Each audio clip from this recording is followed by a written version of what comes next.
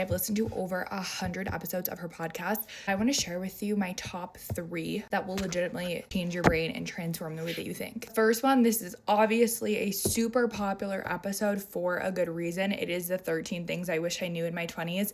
I remember the first time I listened to it, it came out March 2024. I was on the treadmill in the gym and I immediately started crying and I was like, I have to leave the gym right now. It's kind of embarrassing. This is one of the best podcast episodes I've probably listened to of all time, so I'd really encourage you to go listen to it. The next one is the top expert advice of 2024. She also did an episode like this at the end of 2023, essentially just going over her favorite guests and what they shared on the podcast for the year. And I love this because, she has so many amazing guests on with so much expertise.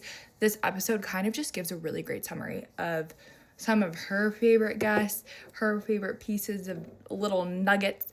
And I remember listening to this one as I was driving to Boulder with my mom, and we were both like, period, amazing content, love it. Even if you've never listened to her podcast, I think that one is a great way to just kind of immerse yourself. This one I'm literally in the middle of. I think it came out today. Advice for women, how to exercise and eat to lose weight. I was like, holy F, I've been doing it all wrong. No wonder I feel like shit. No wonder nothing is happening for me. No wonder I feel kind of bad in my body. This makes sense. I don't know if this is common knowledge, but essentially they were talking about how women should be at least eating something before they go work out.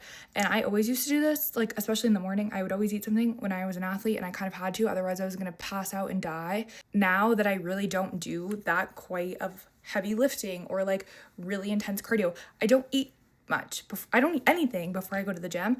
And this made me realize that this is setting me up for failure.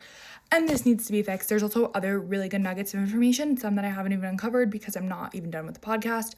But let me just tell you, this has changed the way I think about weight loss and getting fit and maintaining a good physique. I am a little personal growth fiend, and I really try to do around 30 minutes to an hour of it every single day, or just listen to something that expands my brain besides just doom scrolling on social media. Just listening to something to expand your mindset, I truly believe changes your life. And if that's a goal that you have for yourself, I would 100% recommend listening to any one of these podcasts. And if you have other favorite podcasts besides Mel Robbins, let me know what they are so I can also too start expanding some of my perspective when it comes to personal growth.